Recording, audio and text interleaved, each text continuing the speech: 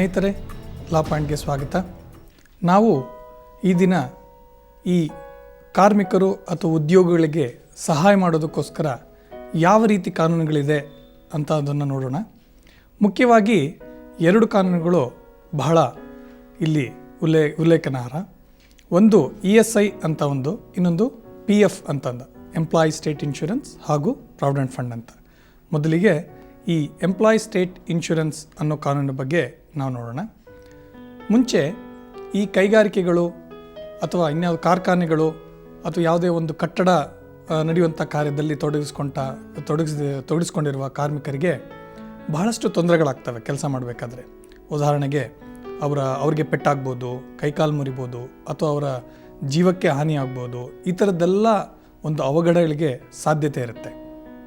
ಮುಂಚೆ ಇವುಗಳಿಗೆ ಯಾವುದೇ ರೀತಿಯಾದ ಒಂದು ಸಪೋರ್ಟ್ ಇದ್ದಿಲ್ಲ ಕಾನೂನಾತ್ಮಕವಾಗಿ. ಇದಕ್ಕೆ ಪರಿಹಾರವಾಗಿ ಬಂದಂತಹ ಕಾನೂನುಗಳೇ ಈ ಎಂಪ್ಲಾಯಿ ಸ್ಟೇಟ್ ಇನ್ಶೂರೆನ್ಸ್ ಅಂತ. ಮುಂಚೆ ಸಾಮಾನ್ಯವಾಗಿ ESI ಅನ್ನೋದು ಅಪ್ಲಿಕಬಿಲಿಟಿ ಯಾರಿಗೆ ಅಪ್ಲೈ ಆಗುತ್ತೆ ಅಂತಂದರೆ ಕೇವಲ ಕೈಗಾರಿಕೆಗಳು ಅನ್ನೋ ನಮಗೆ ಒಂದು ನಂಬಿಕೆ ಇದೆ.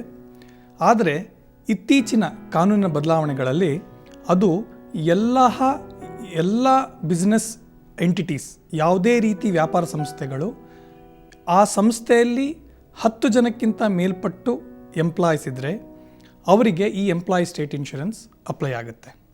ಇದರ ಮೂಲಕ ಸರ್ಕಾರ ಯಾರು ಈ ಒಂದು ಕಾರ್ಮಿಕರಿದ್ದಾರೆ ಅವರ ಒಂದು ಸಹಾಯಕ್ಕೋಸ್ಕರ ಈ ಕಾನೂನನ್ನು ಮಾಡಿದೆ. ಯಾವ ರೀತಿ ಈ ಕಾನೂನು ವರ್ಕ್ ಆಗುತ್ತೆ ಅಂತಂದರೆ, ಒಂದು ಯಾವುದೇ ವ್ಯಾಪಾರಿ ಸಂಸ್ಥೆ ಇರ್ಬೋದು, ಈವನ್ ನರ್ಸಿಂಗ್ ಹೋಮ್ಸ್ಗೂ ಕೂಡ ಇದು ಅಪ್ಲೈ ಆಗುತ್ತೆ. ಆ ರೀತಿ ವ್ಯಾಪಾರಿ ಸಂಸ್ಥೆಯಲ್ಲಿ 10 ಜನ ಕೆಲಸಗಾರರಿರಬೇಕು. ಈ 10 ಜನಕ್ಕಿಂತ ಕಡಿಮೆ ಇದ್ದರೂ ಕೂಡ ಆ ಒಂದು ಮಾಲೀಕರು, ನಾನು ಈ ಒಂದು ಕಾನೂನು ಅಡಿಯಲ್ಲಿ ಒಳಪಡ್ತೇನೆ, ನನ್ನ ಒಂದು ಕಾರ್ಮಿಕರಿಗೆ, ನನ್ನ ಹತ್ರ ಇರೋ ಕೆಲಸಗಾರಿಗೆ ಹೆಲ್ಪ್ ಮಾಡ್ತೀನಿ ಅಂತಂದರೂ ಕೂಡ ಕಾನೂನು ಅಡಿಯಲ್ಲಿ ಇದಕ್ಕೆ ಒಂದು ಸೌಲಭ್ಯ ಇದೆ. ಸೊ ಒಂದು ವ್ಯಾಪಾರಿ ಸಂಸ್ಥೆಯಲ್ಲಿ 10 ಜನ ಇರಬೇಕು. ಹಾಗೂ ಈ ವ್ಯಾಪಾರಿ ಸಂಸ್ಥೆಯಲ್ಲಿ ಕೆಲಸಗಾರರ ಸಂಬಳ 15,000ಕ್ಕಿಂತ ಕೆಳಗಿರಬೇಕು. 15,000ಕ್ಕಿಂತ ಮೇಲ್ಪಟ್ಟಿದ್ದರೆ ಈ ಒಂದು ಸೌಲಭ್ಯ ಅವರಿಗೆ ಸಿಗೋದಿಲ್ಲ. ಹಾಗಾಗಿ ಆಮೇಲೆ ಈ ಒಂದು ಕಾನೂನು ಈ ಭಾರತ ದೇಶದ ಎಲ್ಲ ಕಡೆನೂ ಇದು ಅನ್ವಯ ಆಗುತ್ತೆ. ಆಮೇಲೆ ಎಲ್ಲ ವ್ಯಾಪಾರಿ ಸಂಸ್ಥೆಗಳು, ಕೈಗಾರಿಕೆಗಳು ಕಡ್ಡಾಯವಾಗಿ ಈ ಕಾನೂನಿನಲ್ಲಿ ನೋಂದಣಿಯನ್ನು ತೆಗೆದುಕೊಳ್ಳಬೇಕು.